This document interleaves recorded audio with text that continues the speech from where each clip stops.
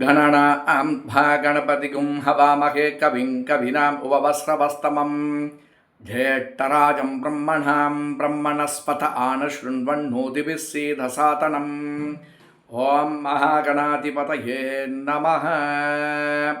Astro Girish channel நேயர்களுக்கு வணக்கம். ஐந்தில், அதாவது பூர்வ புண்ணியஸ்தானம் பேர். ஆக்சுவலாக இந்த ஐந்தாவது ஸ்தானம்ன்றது பூர்வ புண்ணியஸ்தானம். நம்மளுடைய வழிமுறைகளை ஒரு நிர்ணயம் செய்கின்ற ஒரு முக்கியமான ஒரு ஸ்தானமாக ஸ்தான பலம் அப்படின்னு சொல்லுவாங்க. இந்த ஐந்தாவது ஸ்தானம் பூர்வ புண்ணிய ஸ்தானம். போன ஜென்மத்தில் நம்ம என்ன மாதிரிலாம் எதெல்லாம் எடுத்துகிட்டு வந்திருக்கோம், எவ்வளோ புண்ணியங்கள் செஞ்சிட்ருக்கோம், எவ்வளோ தபஸ் பண்ணியிருக்கோம், மற்றும் யார் நமக்கு புத்திரோத்பத்தியாக பிறக்க போகிறாங்க அப்படின்ற ஒரு நிர்ணயம் செய்யக்கூடிய ஒரு ஸ்தானமாக இந்த ஸ்தானம் அமையுதுங்க. நம்முடைய சரீரமானது, நம்முடைய சிந்தனைகளானது எதை நோக்கி செல்லும் அப்படின்றது ஈஸியாக இந்த ஸ்தானத்தில் கண்டுபிடிச்சிடலாங்க. அதாவது ஆன்மீகத்துறையில் ரொம்ப ஸ்ட்ராங்காக இருப்பாங்க. ஒரு நல்ல ஒரு வேதத்தினுடைய வழிமுறைகளையும் நல்ல சாஸ்திரங்களினுடைய வழிமுறைகளையும் ஃபாலோ பண்ணுறக்கூடிய நபராக இருப்பாங்க.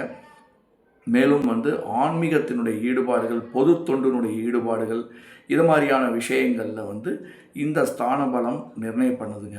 கல்வி, நம்மளுடைய கல்வி, நம்மளுடைய நாலேஜ் எவ்வளோ தூரம் அதில் இன்வால்மெண்ட் இருக்குன்றதை இதில் கண்டுபிடிச்சிடலாம். தெய்வங்கள், எந்த விதமான தெய்வங்களை வழிபடுவாங்க பட்டா நல்லது, எந்த விதமான வழிபாடுகள் செஞ்சால் நல்லது அப்படின்ற ஒரு ஸ்தானமும் இந்த ஸ்தானம் நிர்ணயம் பண்ணுறதுங்க. முற்பிறவியினுடைய நன்மைகளையும் தீமைகளையும் இந்த பாயிண்டில் பார்த்தா தெரிஞ்சிருங்க. அதாவது ஐந்தாவது ஸ்தானம் அப்படின்னு சொன்னால் உங்களுக்கு 150 டிகிரிலேருந்து 180 டிகிரி வரைக்கும் இருக்கும். நான் ஏன் சயின்டிஃபிக்காக சொல்கிறேன், நார்மலாக சயின்டிஃபிக்காக சொல்லணும்னு அவசியம் இல்லை. பட் இன்றைக்கி இருக்கிறவங்களுக்கு எல்லாருக்குமே ஓரளவுக்கு நம்முடைய இதில் நம்முடைய 360 டிகிரியில் என்ன டிகிரியில் இருக்கும் அப்படின்றதுக்காக இந்த வார்த்தையை நான் சொல்கிறேன். வேலைகள் எதை மாதிரி இருக்கும் அப்படின்னா, ஆன்மீகத்தை நோக்கி இருக்கும். மந்திரத்தை ஓதுறவங்களாக இருப்பாங்க, கோயிலினுடைய அர்ச்சகர்களாக இருப்பாங்க, சாஸ்திரங்களை சொல்லக்கூடியவர்களாக இருப்பாங்க, ஜோதிட சாஸ்திரங்களை சொல்லக்கூடியவர்களாக இருப்பாங்க, மணி மந்திர ஔஷதம் இவை அனைத்தையும் ஹேண்டில் செய்கிறவங்களாக இருப்பாங்க. மற்றும் ஒரு ஆன்மீகத்தினுடைய ஒரு பெரிய தலைவர்களாக இருக்கிறதுக்கான ஒரு வாய்ப்புகளும் இந்த நல்ல சுபர்னுடைய பார்வைகள் இருக்கும்போது நல்ல சத்தான குழந்தைகள். சத்து மீன்ஸ் ஹெல்த்தி ஒரு பக்கம் இருந்தாலும் சத்து அப்படின்றது பார்த்திங்கன்னா ஞானத்திற்குரிய அப்படின்னு அர்த்தம். ஆக்சுவலாக நல்ல ஒரு சிந்தனைகளுக்குரிய ஒரு குழந்தைகள் பிறக்கிறதுக்கான ஒரு ஸ்தானமாகவும் நிர்ணயம் பண்ணுறது. நல்ல புத்தி ஆற்றல், புத்தி கூர்மை மற்றும் தெளிவான சிந்தனைகள், வழிமுறைகளை நிர்ணயிக்கப்படக்கூடிய ஒரு ஸ்தானம் வந்திருக்கும் அப்படின்றது ஒரு நிர்ணயம் பண்ணுறதுங்க. ஏன்னா தான தர்மங்களால் என்ன ஆகும்னா, இப்போ நம்ம வாழறதுக்கு இப்போ நல்லா ஒருத்தர் சந்தோஷமாக இருக்கார் அப்படின்னு சொன்னால் அது போன ஜென்மத்தினுடைய இன்வெஸ்ட்மெண்ட் தான் இப்போ நம்ம வாழ்ந்துட்டுருக்கோம். போன ஜென்மத்தில் அவர் நல்ல தர்மங்கள்லாம் பண்ணியிருப்பார், நிறைய நல்ல ஆன்மீக சிந்தனைகளோடு இருப்பாங்க. இதெல்லாமே அப்படியே கேரி ஃபார்வர்ட் ஆகும். ஆக்சுவலாக அடுத்த ஜென்மத்தில் வரும் அப்படின்னு சாத்துறங்க. நம்மளுடைய பெரியவர்களுடைய ஆசீர்வாதத்தால் இந்த பார்த்திங்கன்னா இந்த ஜென்மத்தில் நம்ம குழந்தைகளாக பிறந்திருக்குன்றது ஒரு முக்கியமான ஒரு வழிமுறை அப்படின்னு சொல்லலாம். குழந்தைகள் எப்பேற்பட்ட குழந்தைகள் பிறக்கும், பால அரிஷ்டம் அப்படின்னு சொல்லுவாங்க. குழந்தைகளுடைய ஆயுள் மாதிரியான உணவுகள் லைக் பண்ணி சாப்பிடுவாங்க. மேலும் எந்த விதமான கலையில் அவங்க ரொம்ப இன்ட்ரெஸ்டாக இருப்பாங்க அப்படின்னு சொல்லி அந்த விஷயங்களையும் நம்ம இதில் பார்க்கலாங்க.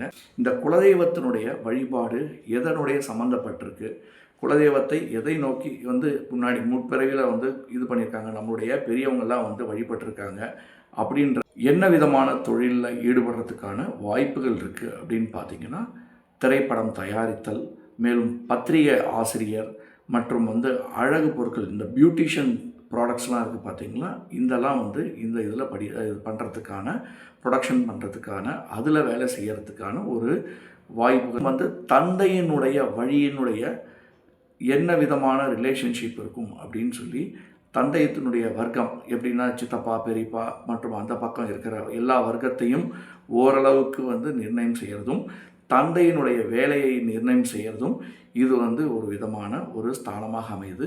மேலும் இசையை பற்றியும் இசை கருவிகளை பற்றியும் பற்றியும் விளையாட்டுத்துறையை பற்றியும் இதில் வந்து நமக்கு வந்து என்ன விதமான வந்து ஒரு துறையில் இருப்பாங்க அப்படின்றதையும் நிர்ணயம் செய்யக்கூடிய ஒரு ஸ்தானமாக இருக்குங்க. நம்மளுடைய பரம்பரையை பற்றி தெரிஞ்சுக்கிறதுக்கான ஒரு ஸ்தானம் இந்த ஸ்தானமாக அரசியலில் எதை மாதிரியான ஒரு பொசிஷன் கிடைக்கும் அப்படின்றது, எந்த விதமான சமய சடங்குகளை ஃபாலோ பண்ணக்கூடியவர்கள் அப்படின்றதையும் ஐடென்டிஃபை பண்ணக்கூடிய இதாக இருக்கும். மருத்துவத்தில் பார்த்திங்கன்னா உங்களுக்கு டிஜிஓ மற்றும் வந்து குழந்தையினுடைய அந்த அந்த சம்பந்தமாக இருக்கிற ஃபெர்டிலிட்டி சென்டர் மற்றும் வந்து இந்த அந்த துறையில் இருக்கிறவங்களுடைய மெடிசன் தயாரிக்கிறது, அது மாதிரியான ஒரு இடங்களில் வேலை செய்கிறதுக்கான ஒரு வாய்ப்புகள். கமிஷன் ஏஜென்சிஸ், அதே மாதிரி இந்த நிலப்புலன்களினுடைய ஏஜென்சிஸில் இருக்காங்க பார்த்திங்கன்னா, ட்ரேடிங்கில் இருப்பாங்க, இந்த லேண்ட் புரோக்கிங்கில் இருப்பாங்க, அது மாதிரியான ஒரு ஸ்தானத்தையும் வந்து பாக்கியஸ்தானம், அதாவது ஒரு பாக்கியத்தை தரக்கூடிய 9வது ஸ்தானத்தினுடைய கனெக்டிவிட்டி இருந்ததுன்னா மிகவும் ரொம்ப சிறப்பாக இருப்பார் அந்த ஜாதகம். 1, 5, 9, 12 இந்த ஸ்தானங்களோட சேர்ந்து இருக்கும்போது பார்த்திங்கன்னா இந்த ஜாதகர் வந்து ஃபாரினில் போய் செட்டில் ஆகக்கூடிய ஒரு வாய்ப்புகளும் இங்கே வந்து பார்த்திங்கன்னா தெரியுங்க. மேலும் வந்து ஆராய்ச்சி துறையிலையும் ஜோதிட ஆன்மீக ஆராய்ச்சி துறையிலையும் மந்திர ஔஷதம் இவற்றில் வந்து பார்த்திங்கன்னா அதில் வந்து அவங்க வந்து கரை தேர்ந்தவர்களாக இருக்கிறதுக்கான ஒரு வாய்ப்புகளும் இந்த ஸ்தானம் நிர்ணயம். குலதெய்வத்தினுடைய வழிபாடுகள், எந்த விதமான சந்தோஷங்கள், குழந்தைகளுடைய சந்தோஷங்கள், குழந்தைகளுக்கு நாம் செய்யக்கூடியது, குழந்தைகள் நமக்கு செய்யக்கூடியது ஆகிய ஸ்தானங்கள் இந்த ஸ்தானம் வந்து ரொம்ப முக்கியமான ஒரு ஸ்தானமாக நிர்ணயம் செய்யக்கூடியதாக.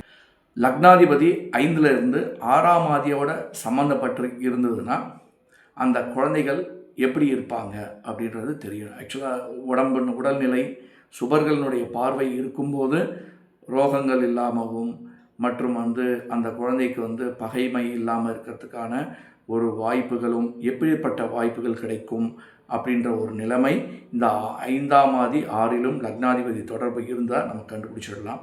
அதே மாதிரி அஷ்டமாதிபதியோட சம்பந்தப்பட்டிருக்கும் போது பார்த்திங்கன்னா அந்த குழந்தைகளுக்கு ஆயுளை நிர்ணயம் செய்யக்கூடிய ஒரு வாய்ப்புகள், அந்த வந்து பாக்கியத்தை எதெல்லாம் தடங்கல் பண்ணக்கூடியது, யோகத்தை எதெல்லாம் தடங்கல் செய்யக்கூடியது அப்படின்ற ஒரு நிர்ணயம் செய்யக்கூடிய ஸ்தானமாகவும். 12ஆம் ஆதி வந்து பார்த்திங்கன்னா சயனஸ்தானத்தில் வந்து பார்த்திங்கன்னா ஃபாரின் போய் செட்டில் ஆகிறது மற்றும் விரயங்களை வந்து நிர்ணயம் பண்ணக்கூடியது, இதை மாதிரியான ஒரு நிர்ணயம் செய்யக்கூடிய ஒரு ஸ்தான பலத்தை நம்ம வந்து அறியக்கூடியதாக இருக்குங்க. அதாவது 1, 5, 12 இந்த ஸ்தானம் வந்து சுபர்களுடைய பார்வைகள் இருக்கும்போது அந்த குழந்தைய வந்து பார்த்திங்கன்னா ரொம்ப நல்லா வர்றதுக்கான ஒரு வாய்ப்புகளும் ஏற்படும். மேலும் வந்து 5ஆம் ஆதியும் 7ஆம் ஆதியும் வந்து சுப கிரகங்களினுடைய பார்வை, மேலும் லக்னாதிபதியினுடைய பார்வை மற்றும் லக்னாதிபதியினுடைய 7ஆம் ஆதியினுடைய பார்வை சேரும்போது அந்த குழந்தைகளுடைய திருமண வாழ்க்கையை நிர்ணயம் செய்யக்கூடிய ஒரு ஸ்தானமாகவும் அமையப்போகுதுங்க. நம்ம பின்னாடி வந்து கலத்திர ஸ்தானம் நம்ம வந்து பார்க்க போகிறோம், எப்படி இருந்தாலும் பார்க்க போகிறோம். பட் இந்த ஸ்தானத்தில் வந்து நமக்கு ஓரளவுக்கு இந்த குழந்தைகளுடைய பார்வை, எந்த சுபர்னுடைய பார்வை, லக்னாதிபதியினுடைய பார்வை யார் பார்க்குறாங்கன்னு தெரியும் போது அந்த குழந்தைகளுடைய திருமண வாழ்க்கையும் நம்ம வந்து ஈஸியாக கண்டுபிடிச்சிடலாங்க.